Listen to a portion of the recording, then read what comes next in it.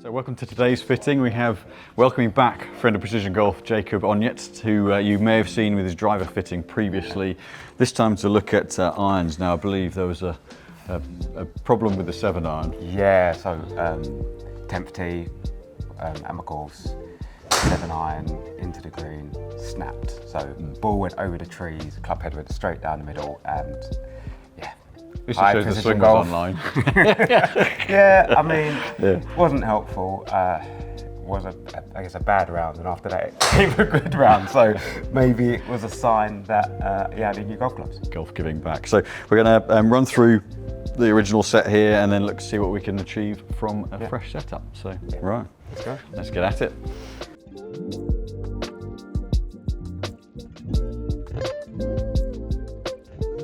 So generally, swing-wise, anything you've been working on since we saw you last? Yeah, so I've had a few lessons. I got destroyed on my setup, so I was just in some terrible positions. So really my focus at the moment is getting into a good base position, sort of hands forward, weight shifted, and square to target. So was it an alignment issue or more? Alignment. So you probably noticed in my last fitting, I had a terrible sort of forward press, turn away. Okay. And so it was just the combination of everything. So now it's just trying to get more stable and remove the forward press. And so get into the impact position, I guess, before I take away, rather than trying to do stuff. And so it's eliminating that from my swing. And then I know at the moment I get quite into out. So I use TrackMan, I'm about 7 to 8 degrees into out when I get too comfortable. So I've got another swing fork there, just trying to stay on plane. And really I try to look, I guess 1, 2, 3 degrees I'm happy with, because it's natural for me. But yeah, it's when I get quite deep inside. So they're my 2 swing forks at the moment. Got it.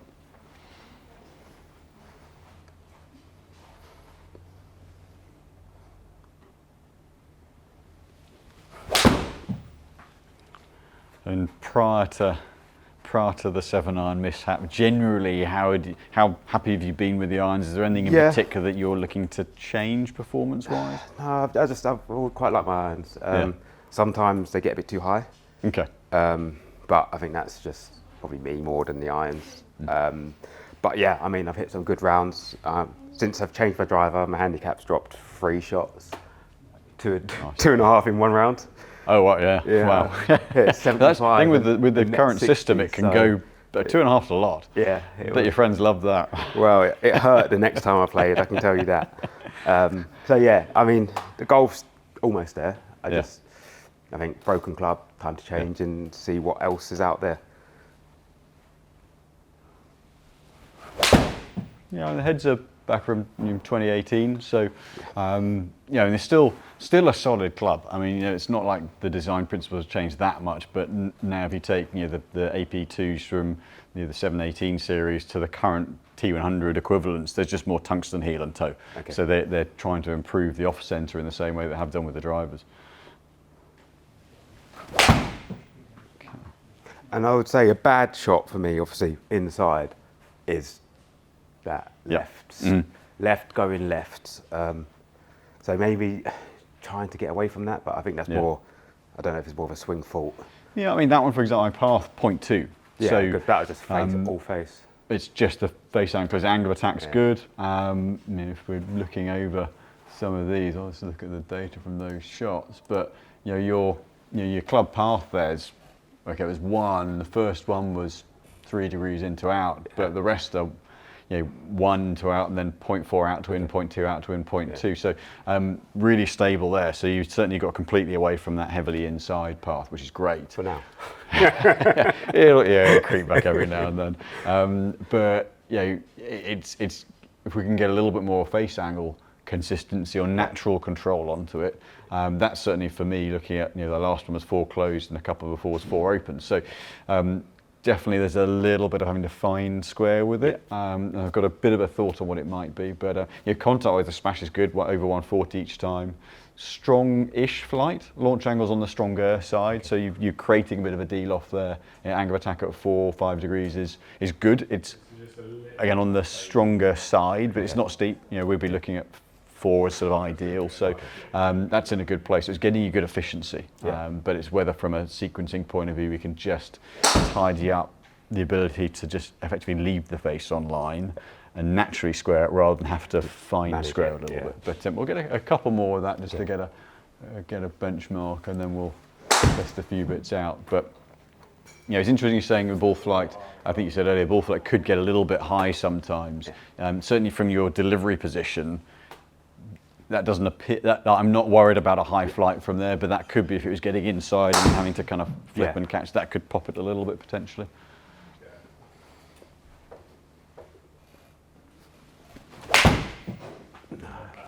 Not quite the strike.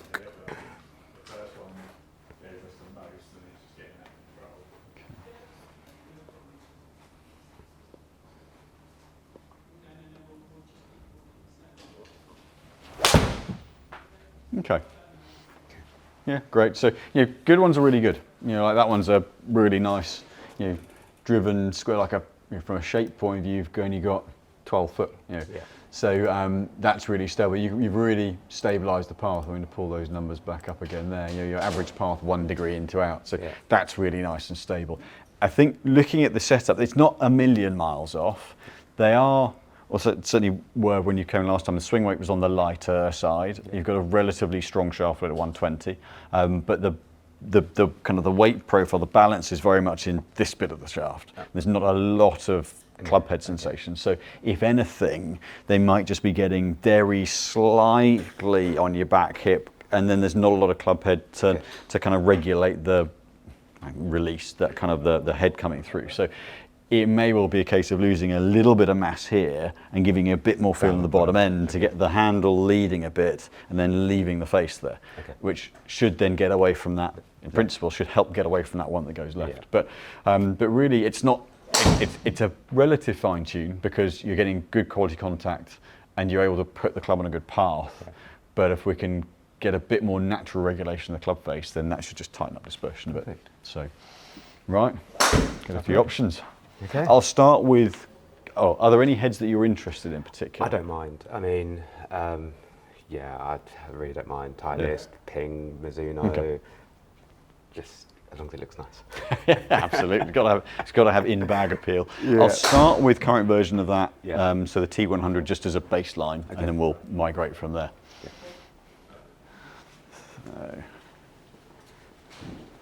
So we'll use the T100 because it's current version of that head, and I don't want to change too many parameters at one time. So that way we're starting from a relevant base point to what Jacob's using now, but we'll work on shaft first. So if I want to take a bit of weight out, don't want to shift it too far, I'll take a little bit of weight out and change the balance point. So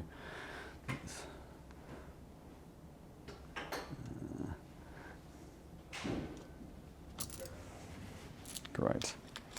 So start with a modus.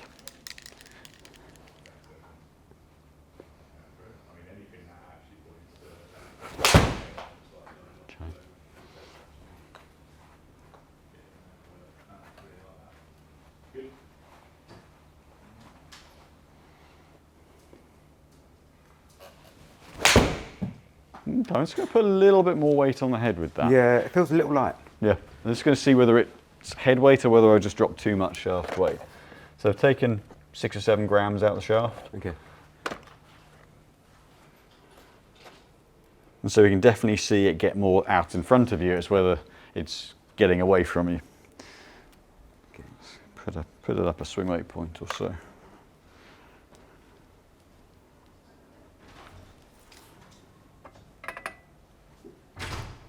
You tend to find yourself being, irons wise, would you tend to go, I've always been better going down a club and committing. As I'm getting naturally older and slower, the smoother swing's working better. But I've started to go up and do a sort of sawn off. Yeah. Just to try and get a bit more control. Okay. And then on the occasional shot, I'll go lower and hit harder. Yeah. Okay. So it really depends on the mood. Yeah. Would it be, I guess, how the game's going on the round or the type of shot you've got? Yeah, I mean, if it's coming towards the end of a round and I'm getting quite nervy on the score, then I'll really start to slow down and try and manage it. Yeah. As opposed to going too hard, because I think when my old set, when I go too hard sometimes, I do get my face closed. Yeah. And it goes left. Okay.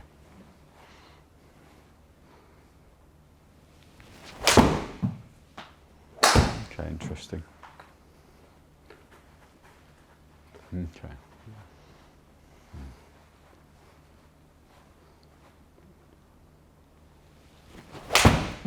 Okay, so first one, you can see the heavier weight really get that club dropping open on you.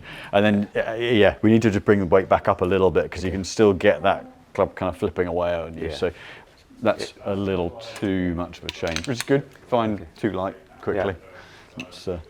But that also highlights where we don't need to change the dead weight very much. You know, 6 grams is a bit too much. So I'll take that back up a little bit.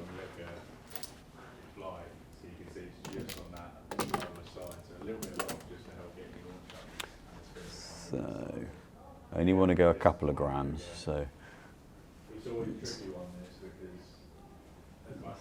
that. Think about where I want to go next. Get the cogs whirring. I'm just going to creep it back up a couple of grams. Okay, so I can take it back off.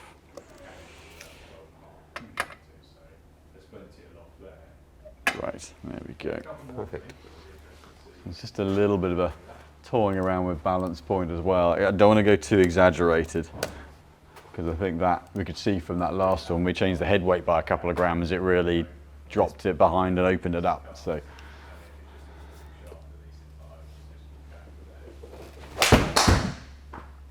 yeah, that immediately felt more normal. Yeah. Don't care about the result. Yeah, I mean, you could see go back up in weight that you had a little bit more to build speed with. Whereas the last shaft, as you started down, it sort of got away from you rather than dropping in and then allowing you to keep moving with it.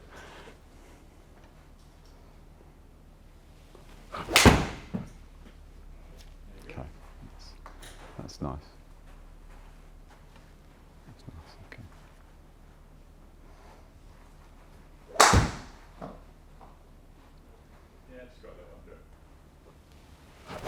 No, that was okay. Old swing move. I wouldn't say that was the shaft. That was my knee went. But the nice thing is that's not actually. Whereas you were, I could see you were in the, oh no, well that's going to go. But that's only just drawn a little bit. What I liked about that is going back up in weight. You could see how you and the club started to build through the shot together. And so if that's a, oh my god, well that's going to go. That's all right. The first one was just. Well, the first one went a bit right because that was a bit of a reaction to the lighter one, and then you committed a bit more to it, and then absolutely that second shot was a really good quality shot from a data point of view. So 2 degrees into out, 0.4 on the face, just a really stable, simple look through the ball. So that's definitely a move back in the right direction. Full speed, 30. So, and this is where, as we start to dial this in, we'd look at then head style and the launch and the spins. So, in principle, a little bit spinny, but again, there'll be heads. The T100 is good at retaining spin, so there'll be others that we can bring that spin down, no problem at all. Right, right, we know we're close there. Spinnier it gets when into wind, that's where I start to get the real floaters. Yeah, and that's where there's that kind of fine line between a good amount to get control, and then especially over here where we get changeable weather, we get the wind swirling around the trees, and especially where you play or I play, it kind of just, I always lose where the wind is halfway around because it's the clouds are going that way and the wind's coming into you. So we don't want to let the spin flare up too much, and when you've got your kind of speed, the higher speed you are, the more that spin affects it. So a lot of the time for lower speeds, we want the spin to keep it in the air. At 91 mile an hour club speed, that's just for a 6-iron, that's just starting to peak up a little bit. So, but should be easily managed. Yeah. Jacob, just while he's doing that, can I ask you, how are you finding the session so far? Is it kind of as expected? Yeah, no, as expected. I mean, this is the second one. I mean, I'm here for a reason again. Yes, it's just informative, it's good, and I've seen the results on the course, so yeah. So having said that, why would you kind of come here for a fitting as opposed to just replacing the broken club? What's the benefit of coming here, do you think? I think the whole process, the swing rating, the knowledge. So I've been to other fittings, and this one just feels that little bit better. So yeah, I mean, I'm a Precision fan. I'll be back. Oh, we're very glad to hear that. What do you think is the best case scenario for the end of this session? What do you hope to get out of it? I get a set of clubs that don't necessarily break the bank. But I mean, I'm open to whatever. So no, yeah, I'm looking for a set of irons. Hopefully I walk away with a set of irons that are perfect. Sounds good. No pressure. It's yeah, with the swing lines away, when you were saying earlier about your path numbers, I mean, the good sides, they're nowhere near. So what you've been doing with the swing has got that right back on track. And I think if we can get the club doing its job and working with you a little bit better, then that'll help regulate the club face a bit more. And the better you regulate the face, the less you've got to move your action to keep it online. So that should start to see everything tighten up and hopefully not drift back towards 6 or 7. It's just, I think the setup change has helped as well, but it's just, I've seen it on the data and actually making sure that I'm not so far inside. Yeah.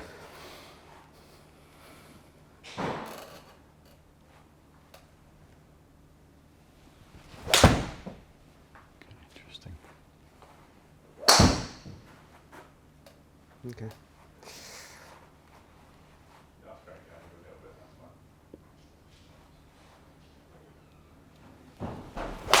No, that was terrible. So with this one, I went to a shaft that technically it's a lower spin, it's of stiffer profiles, particularly in the tip section. However, the balance comes up the shaft a little bit. Yeah. So it's quite interesting way. I'll see one where it just looked like you've just lost that club head end again. Yeah, so you can see it starts to get, without a bid in the bottom end, starts to get the release happens a bit too soon. The club just gets into the ground early. So line-wise is still good, but we've lost the contact. Yeah. So. Get one other shaft on that. Then I might go back to that one.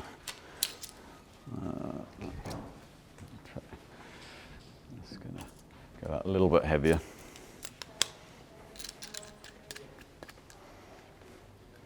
So just pushing up just a hair closer to the original weight. Okay, there we go. Perfect.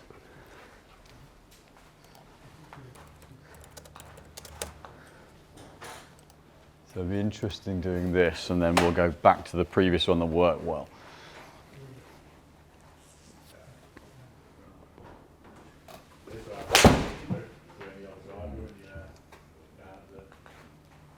This is the G430. Again, it's quite a nice stable fade, probably most you're giving at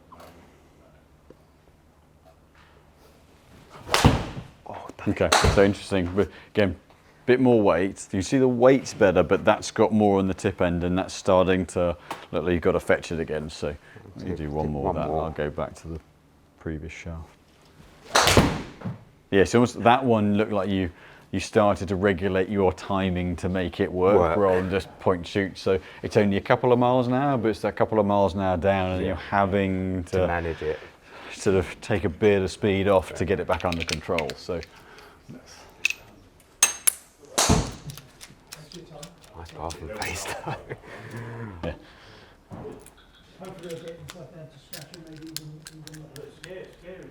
I remember from the driver fit, you were pretty sensitive to balance point. We're seeing the same thing, understandably.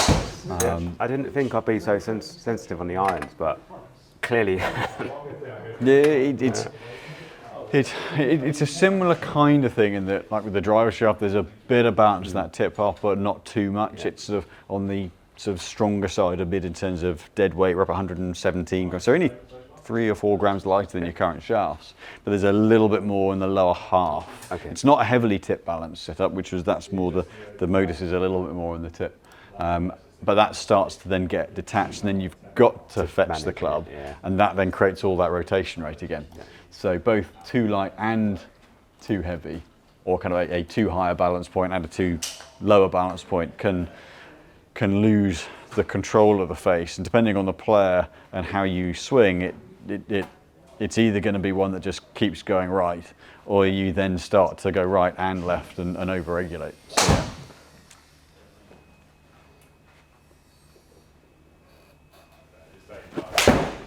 Yeah, that swings well.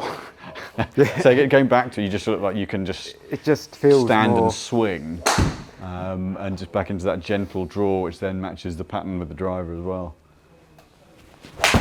That was a terrible contact, but... Interesting. So that one had a little bit more left. I mean, I hit the floor. That was more than me. Okay.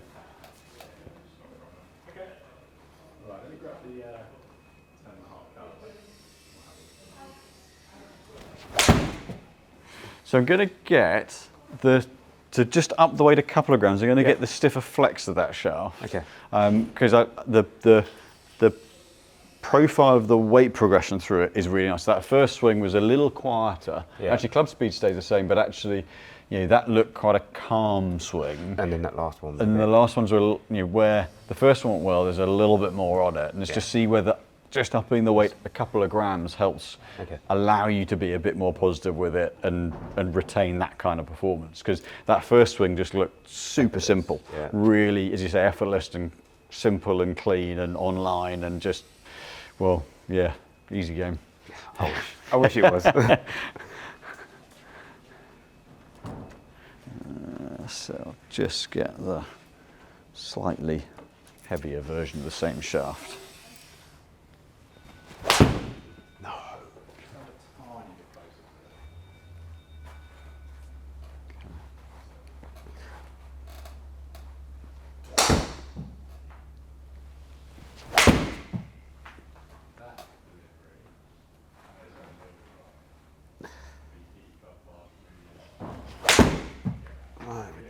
Yeah, it's interesting on going where we've moved the weight up a little bit.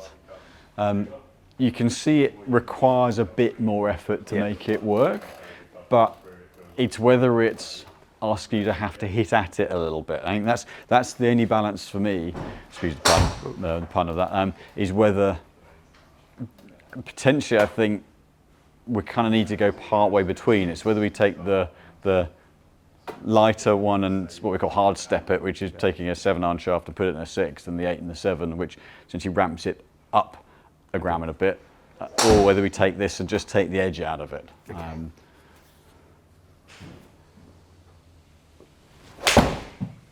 Because when you, this might sound kind of odd, when you make a full swing with that, it comes with you, but if you don't, it's asking you to be a bit more positive with it. Let's see. Let me do a. So what is this? Let me try and hit a 170 shot. Okay. Yeah. Yeah. I'm interested to see how the smoother swing with this works.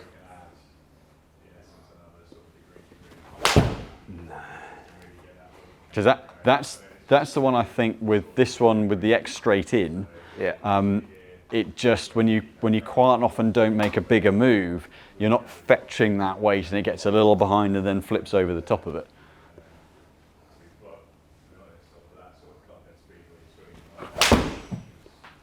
If you play more of a driven punch shot, then you're putting more effort into the club and fetch it through. If I'll switch it back to the other shaft, whereas the slightly lighter, the softer flex, slightly lighter weight, allows you to be a bit calm with the swing, but does it then stand up to being hit that bit harder, or allow you to hit it that bit harder? And I think the answer is probably part way between. It's whether we start with the heavier weight and rein it back a bit, or whether we start with the lighter weight and go up a bit, ramp it up a little bit. Yeah.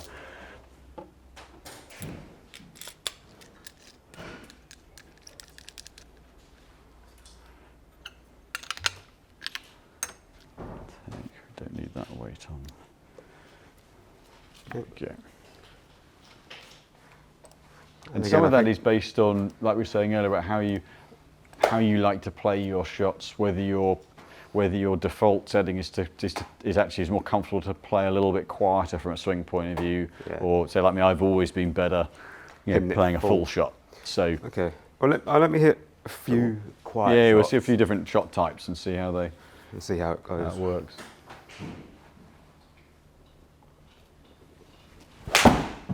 Yeah, because that calmer swing, that just looks so much easier to do with that one. Yeah. Doesn't look like, it looks like you can just sort of smooth it out and collect it.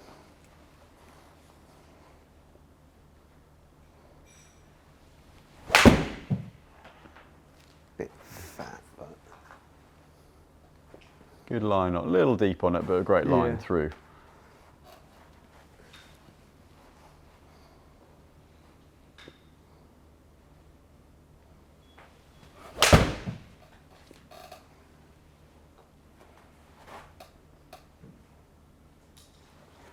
Yeah, so it's with some of those when you play the almost punchy one, path gets a little more into out. So if this is a bit, it's 1 degree close to target. So it's not a lot. It's just the path. You get a little, I think, a little more angle of attack and a little more into out, which brings the flight down and brings in the draw. But that one for those swings looks easier to do it with. It feels easier. Just see a couple of fuller ones as well. Okay.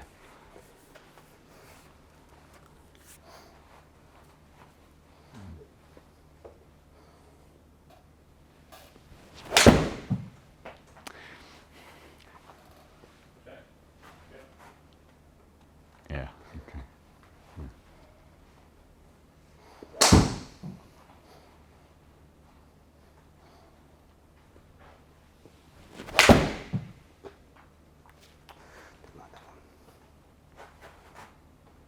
Just put a fraction more weight, just a little bit more weight on the head. My gut feel is this, but just bring it up. Bring it up a little bit, yeah.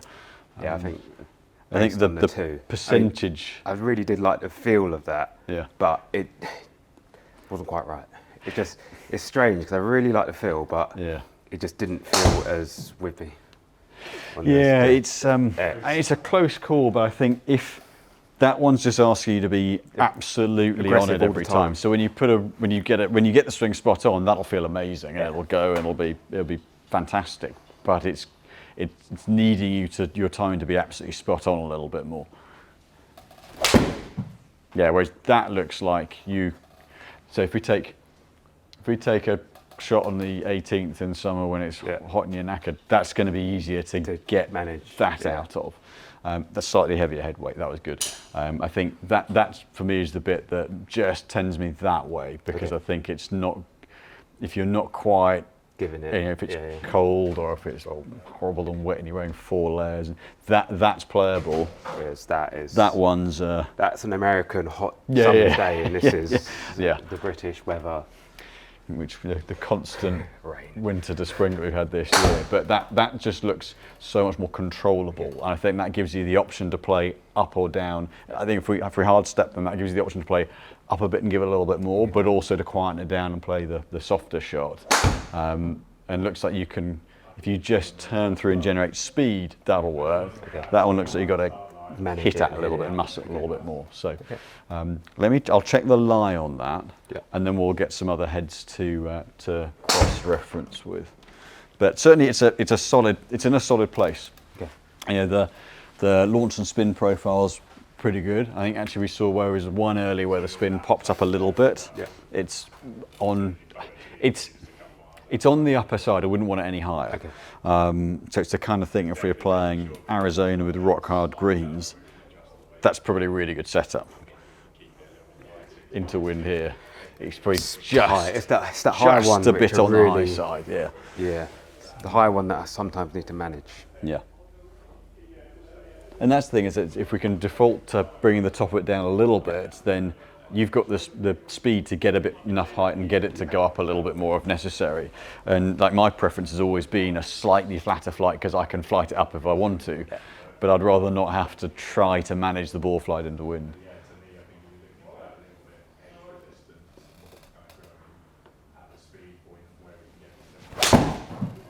Yeah, it's definitely that one. Just that looks so easy to repeat. And that's the one where every now and then you get that one where the spin's just popped a little bit high. It felt like I just got it a bit. So and this is where some of the heads now versus your current ones. I'll show that to the camera there. Strike point, but that's still a 139 efficiency. So where there's a bit more tungsten heel and toe, you've got some mass on that side, which is supporting a toe strike. On your old ones, there isn't any, so actually if it gets that side, you're going to get more deflection, whereas with the mass there, it holds it, there's a bit more momentum behind the toe, so without having to go a bigger, chunkier head, you can actually retain a really neat, clean club head and gain margin of error, but it's spinning it a little more than we'd like. So that's really the only bit of these heads where I'd like to just bring that spin down a little bit, put the live spot on. Spinning one that straight, I don't mind. It plays, doesn't it? Yeah. I'll probably have a little chip on. Well, I think you can credit yourself for that. That's not the club saving you. That's just a really square line. And actually, having gone back to this with a little bit more head weight on it, I'm absolutely more convinced that slightly lighter option is the better way to go. But it looks really easy to repeat, which is great. Perfect. So I will get a couple of other heads to put that one back on the rack. I'll get a couple of other heads to compare with. That one, that one, that one. Right, that should do us for starters. Right, got a few. Right, so I'll just cross-reference that. So shaft weight is, let's say it's down 2 or 3 grams, but we're swing weight wise up a good few points. Okay. So it's not super heavy, it's D2.5, so it's pretty neutral, but your current one's on the lighter side, so C8.5, C9.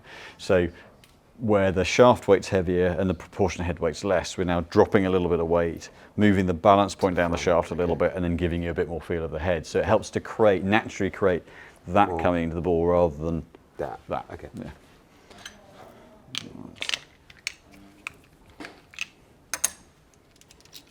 Right. So let's go to that one first. Do you want me to tell you what they are, or just? I'll go with. I'll keep it like a mystery ball in cricket and see. I won't look. I'll see.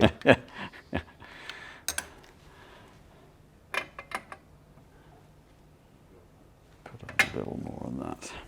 I'll make sure the loft and the lies match up as well.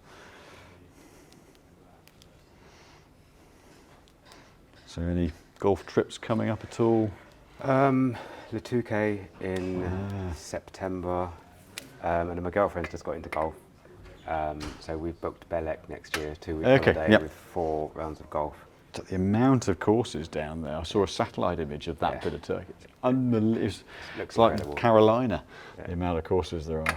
The 2K is meant to be really good. I played Hardlow, God, how many years back? Long time back, before they did all the changes, and it was good then. But yeah, since the renovation things, they're both meant to be really good. We played last year, one of the 2 courses, Hardlow, and it was good. And so I'm going back with a different group this year, playing the 2K Le Mer and Hardlow Le Pins. Yeah, that's the one I played. I could never quite work out the right French pronunciation. Yeah. Le Pin. Le Pin. Le Pins. Just say it with old. But yeah, it's pretty course, yeah. I think I'm trying to think whether they've got it on. Have they got it on TrackMan? Can't remember whether they've got it on the sim or not. But yeah, that's good. And it's so convenient as well. Yeah, we're playing that on the Sunday. I guess after the weekend, on the way home, so we can just get Eurotunnel after. Yeah. So it's pace of play will be a a key element. Yeah, there's some great golf in France, and a place like Holland actually. That's somewhere I'd like to go and play. There's some like the courses around here, some real kind of Surrey Heathland-esque courses, and some like Colt design courses, some real classic designs out there. Yeah, no, there's quite a few I want to try and get to, but it's just, I guess, time. I mean, I barely have enough time now for golf, sort of.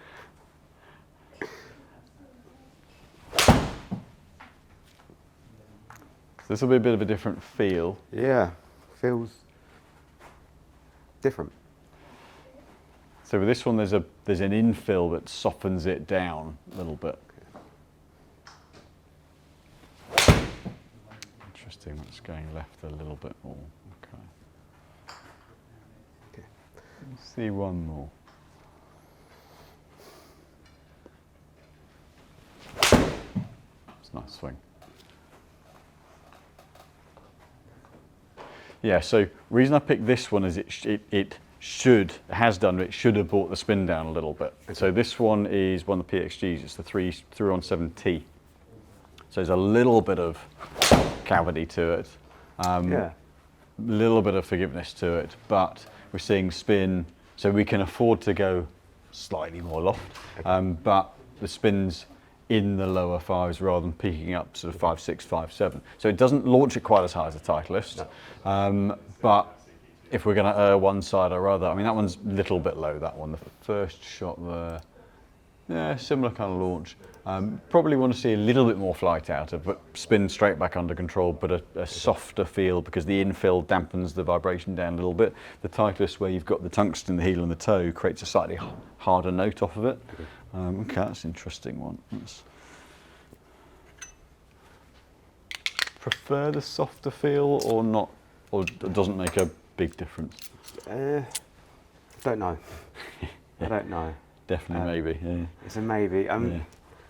It's different. I don't know if I preferred it or if it felt more dead. Okay. Yeah. Know what you mean.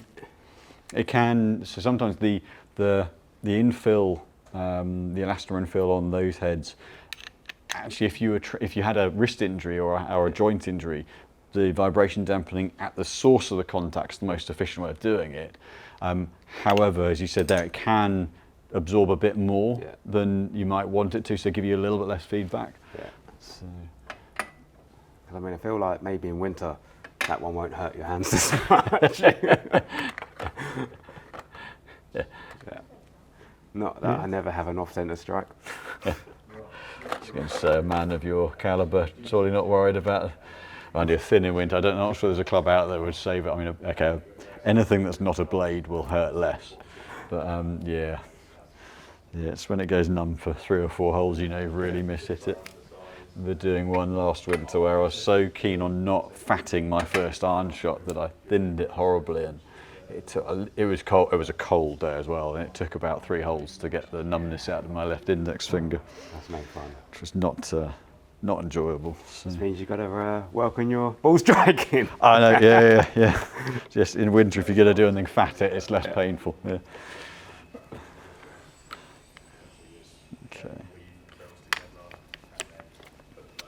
Okay. So what is the lie on these? It's about it. Well, depends what you term standard. My version of standard is of 61, 61.5. We're about a degree flat from that. Okay.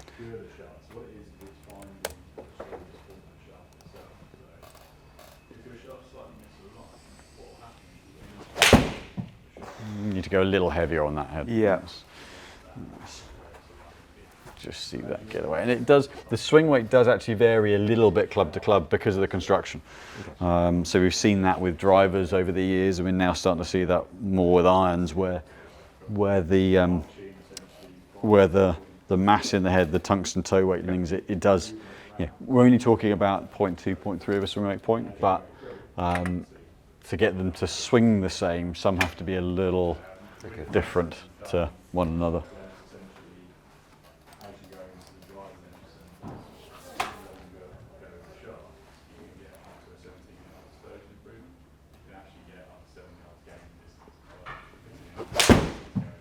Okay, yeah, much better with that little bit more head weight. Okay.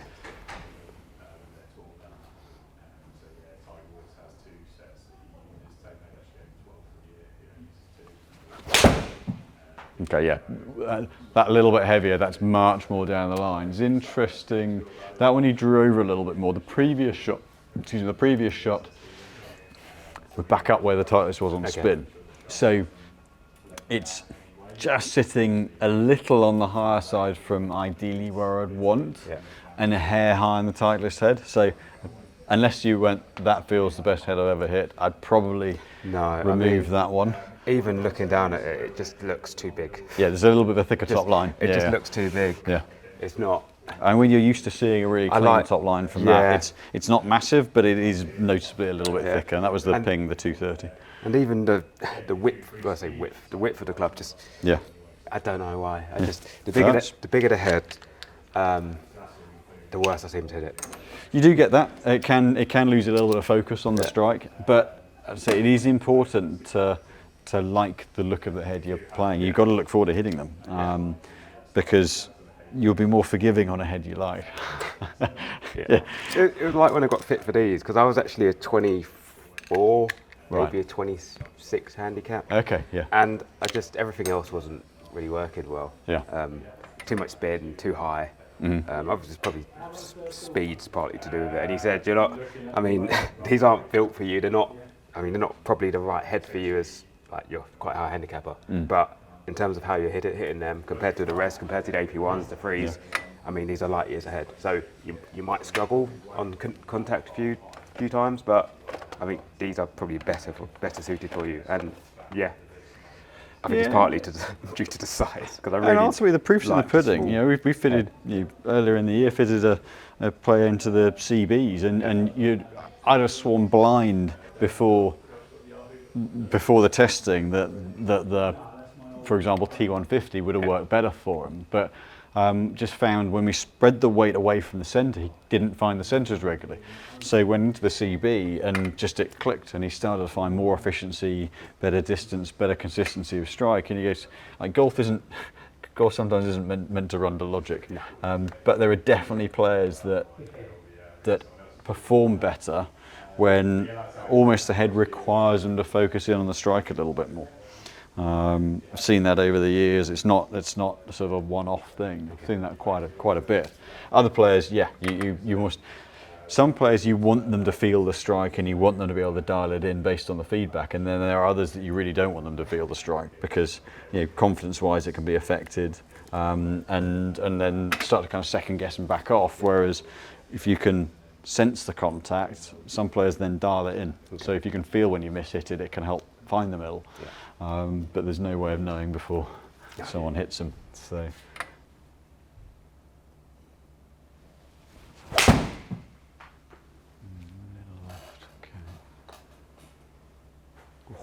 A little bit left, okay.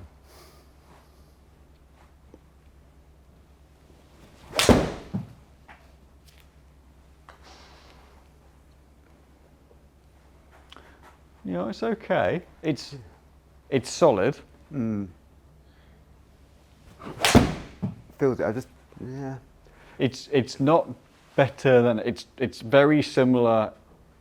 Very similar, give or take, maybe 100. It's maybe slightly less spin than the Titleist head. If anything, I would say you probably regulate the Titleist club a little bit better so far. I'm going to go into the Mizuno, and it may well be that what we do is we just leave the Titleist head a hair stronger on loft to manage the spin. And you could change ball just to bring the spin down a couple of hundred revs. It might be interesting to do a comparison. With the Pro V1, that will drop the launch angle, or should drop the launch angle a little bit as well. And then it's just that question of prioritizing. Does the feel, slightly further feel on the Pro V1X, does that, and the short game that you're used to with that and chipping and putting, does that outweigh the slightly higher spin? Do we move the loft a little bit to manage it? A ball like, for example, the TaylorMade, the TP5 is a good ball as well, and will be a little bit. It's not as low spin as Pro V1, but it's a little bit less than Pro V1X. There are ways of just bringing it down that little bit, and it's always that little bit of give and take. There are advantages to having the spin sometimes. Disadvantages. It's not excessive. No. It's just sort of upper mid. So where would we want to be? 5,000? Or 5? Probably, if you're down at the sort of 15.5 launch, sort of 5.4, 5.5 is a nice balance. And they've been more at 5.6, 5.7. So it's not massive. It's not like it's 6.2.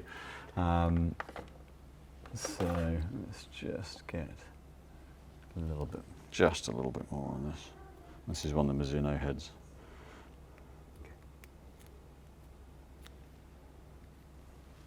like anything, everything's got to go in the melting pot and kind of work out right overall. There's an overall balance of, you know, a kind of, for a better phrase, experience hitting with them, as in kind of enjoyment using them, versus launch and spin, versus the visuals, versus, you know, it's all got to create the best overall package.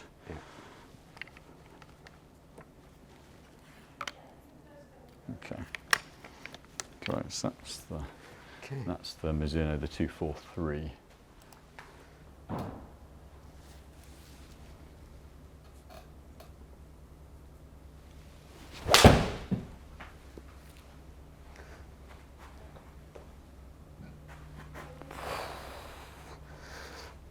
What was that?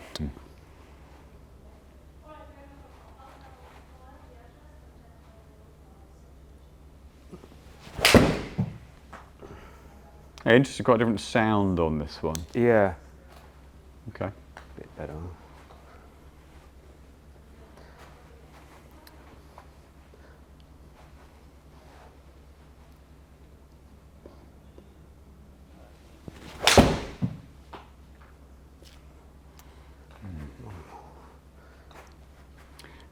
So spin's better on this head. Yeah. The previous shot was great, ripped, much stronger flights, brought the spin down 500 revs, 600 revs. The flip to that is that last one that was the bit of a toe strike has dropped off that much more, because this doesn't have that split weight. Okay. So it's a little stronger on trajectory and bringing the spin into a naturally stronger place, but then you lose out on a slight miss. Yeah. Let me pop the tightness back on as a comparison.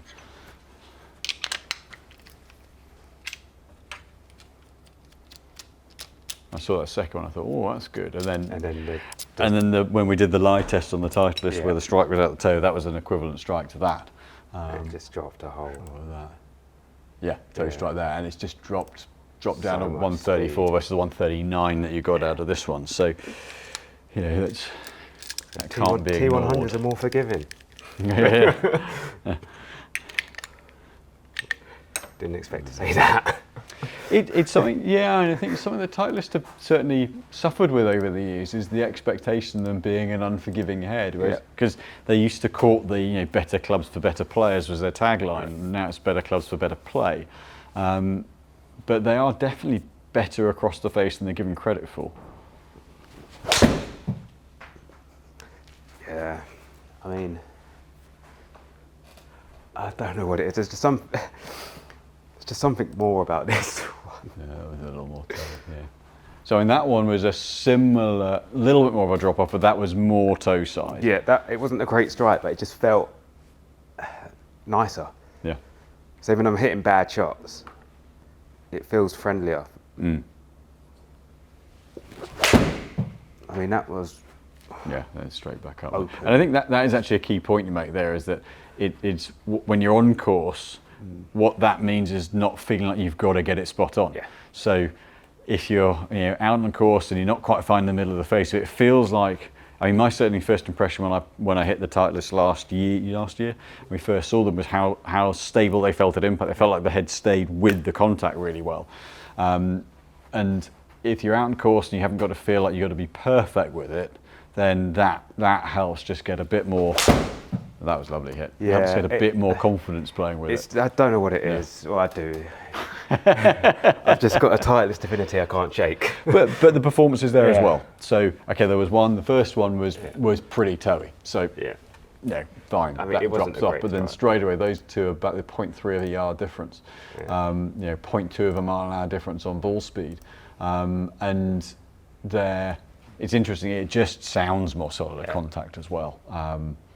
And actually you're regulating the face a little bit better with it as well. So there's something to do with where the weight sits, which is helping a little bit from a club face timing point of view, squaring point of view, but also off centre is giving you back a little bit more.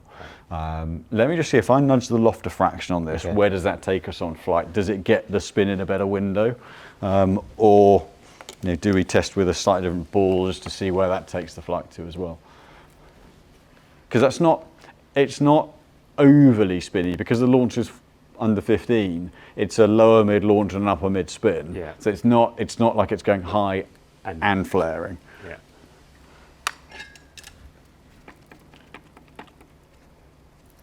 And let's face it, if it's got that extra stability to it, you know, and in principle, doing the hard step will, what it does is it slightly shortens the parallel section of the tip, which means it stiffens the tip up a fraction, which means in theory it's going to help keep the spin down a very small amount. So that's going to help from a trajectory point of view a little bit.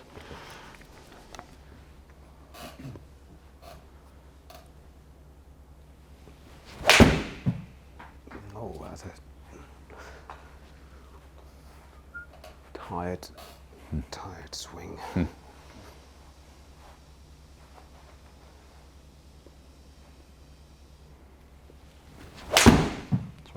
That'd be an interesting one there. That was really well hit. Okay. Yeah. I mean, that had a little bit more on it.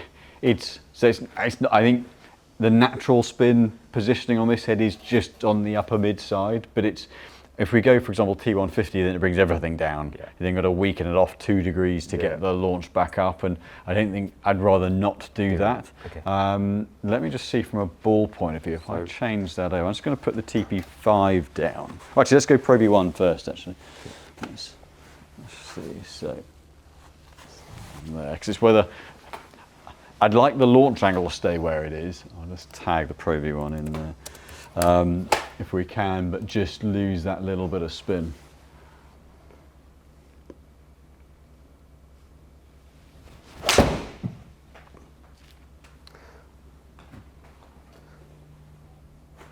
Okay.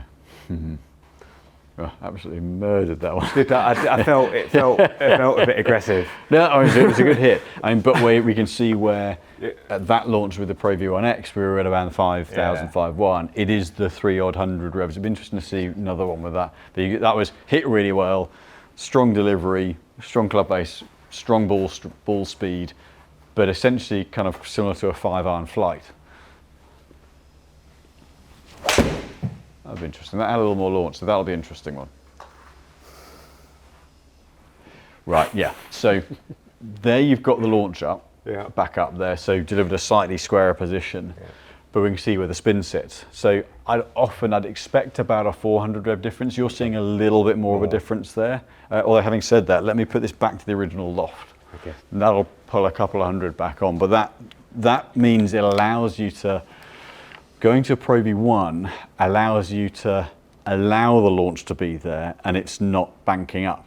Whereas almost with the X, you've got to get a bit more on top of it to bring the launch angle down because it spins a bit more. Yeah. So it may be that actually a Pro V1 switch means you're a little less aggressive on the impact position, but then gets the flight more there rather than lower and spinning. So you might find you just naturally allow a bit more launch angle because it's not spinning. You don't feel like you've got to flight it down, if that makes sense. Yeah, no, it does.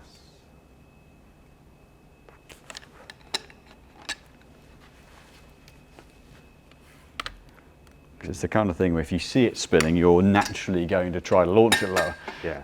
If you see it coming out strong, you're naturally probably likely to allow a little bit more flight. So, okay.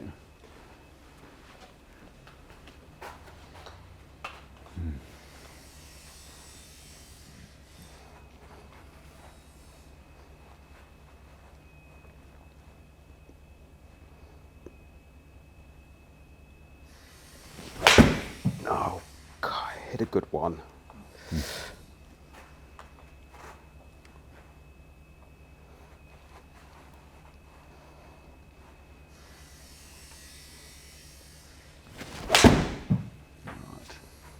Okay, so that's got a little more. Yeah, so that one there shows us where when you get the launch angle there, the ball change takes out the balloony spin. Okay. So like that one there, you've got a little less down on it, really neutral face, just under 17 launch, but at 5.2 on spin rather than being 5.6, 5.7. So it's about a 500 rev difference for you between the balls. Okay. So that if engage brain, the ball change removes the balloony flight completely. And potentially allows you to soften the angle of attack a little bit. So what that allows us to do is go to the head that's giving you the best all-around performance, and you've got a route to take out the spinny flight if you want to. Now it might well be a case of saying, okay, well, see how, if you like the Pro V1X across the rest of the bag, see where the flight is and how controllable it is. And you know, if you need to bring that spin down a bit, then put the Pro V1 in, and then it's just that question of, do you naturally then let the flight get back up there, or do we just need to add a degree of loft just to bring it back up a little bit? But that's removed the balloon out of it completely. So it's worth looking at what a TP5 does. Yeah, I certainly do that. Yeah. The X will be, TP5X will be very low spin, which we don't need. That'll be too low a spin. Put that there. Okay.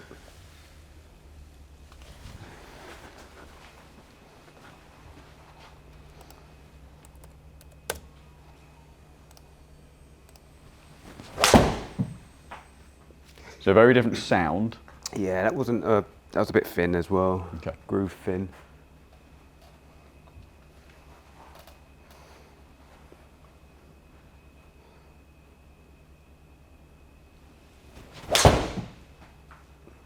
That was a driller. Yeah, that's long left. I could just, yeah.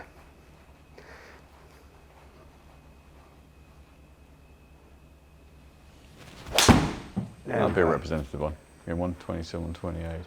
Interesting, it's not launching quite as high.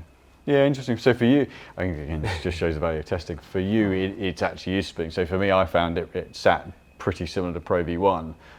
For me, but you're potentially a little steeper. For you, it's actually popping the spin. Okay, let's go. Let's switch that. We get that one out of the way. Clear that. Put that there. Let's see where I know what I'm expecting to see out of this, but I expected to see different numbers out of TP5. So.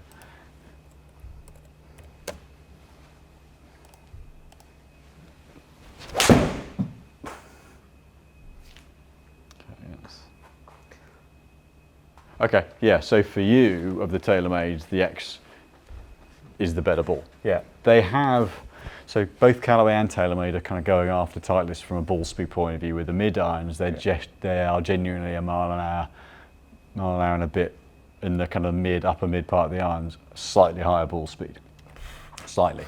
But where that's got to on spin, it's left a little bit of launch there, but it's pulled the spin down a little bit. So whereas the Pro V1 is designed to pull launch angle down a little bit more. Now, actually you've got plenty of flight on the last shot with it, so it's not going to stop it getting flight. But you know, that would then give you another alternative in terms of feel, certainly. That's certainly a good alternative to Pro V1. So really just, I guess, stick with a standard club at the moment and just play around with the balls and see how they play I think, on the course. I would see how on course the flight is with the Pro V1X. Yeah. It looks like it's just sitting slightly on the high side on spin. So then maybe go TP5X after. And then give the 5X a go. Yeah. And you know, if it sits in that launch and spin number, that's a really, really stable flight. But it's going to be then a case of how does it feel chipping and putting, you know, that side of things as well, because it will be quite a different feel. The Pro V1X is a harder, slightly clickier feel, and the TaylorMades have always had a slightly, how to describe it, it's just a different note off the head. Because I played TP5 for a number of years and then switched back to Pro V1 because I got 5 yards more out of the driver when I switched driver. And I had to loft up my irons a little bit in the long irons as a result of the flight difference, but wasn't going to give up 5 or 6 yards with the driver. So it's always a little bit of, I'd say, pros and cons, and whether one, you know, some players just don't like the feel in the chipping and putting of certain balls, and so then put up with a slightly higher spin because it's better around the greens. It's a bit of an all-around approach, but that's, you know, both Pro V1 and the TP5X are both strong alternatives depending on exactly where you want that ball flight to be. T100, nip on 1150. in the stiff, just hard stepped one, Yep. just to bring that up a little bit. And lengthwise, we can stay at a standard length. That posturally is really nice, but we're going up in swing weight 4 points or so. So a bit of a natural shift in weight position through the shaft to naturally get a bit more guts in the bottom end, a bit more feel, a bit more sensation of the club head. But spreading the weight, the tungsten within the head gives you that margin of error on the, generally speaking, the toe strike for you. That was really noticeable going back to that head, and nice launch and spin. And I guess that's the difference between a blade and a club like this, where more hills, you need to hit more out of the heel for a better strike on a blade. So on the blade, mainly because the centre of mass on the blade is very slightly heel side. So the sweet spot is just a hair on the inside because of the hosel length. Whereas on this head, where they've put a bit of extra weight on the toe, proportionate weight out on the toe side, it pulls the sweet spot more central on the head. So a lot of them are trying to, with internal weighting, move the sweet spot to the middle of the face rather than the heel side. Because more players miss on the toe than they do on the heel. But also having it in the centre of the face, from a concept point of view and visual point of view, if you want to be lining up in the middle of the face. So, the more blade-like you go, the less tech in the head you get, the more it just moves from centre to just a shade out of the heel side. So like Tiger's irons, you'd see just a wear margin of the heel side. But just the physics of where the mass in the hosel is as well. So really good result there. So not much of a change in face value, but actually I think result-wise quite a good change, and certainly now getting the benefit of the, was it 2018 where we kind of six odd years worth of product development, where actually that slight repositioning of the weight gives you just a better all-round performance. And hopefully no snap shafts for a no, hopefully so. Hopefully so. To be fair, that is an unlucky one, but it's something we see every now and then, but is a rarity. In the lighter weight ones, they generally have a little less of a anti-rust coating on the inside. Just from a weight point of view, once you get under 105 grams, historically they've had to leave that off to get the weight down, and so they can be a little bit more susceptible to it. But in the heavier weights, generally you've got to be unlucky, or very steep and hit a lot of balls off mats. But that's probably it's still relative rarity. So too much practice.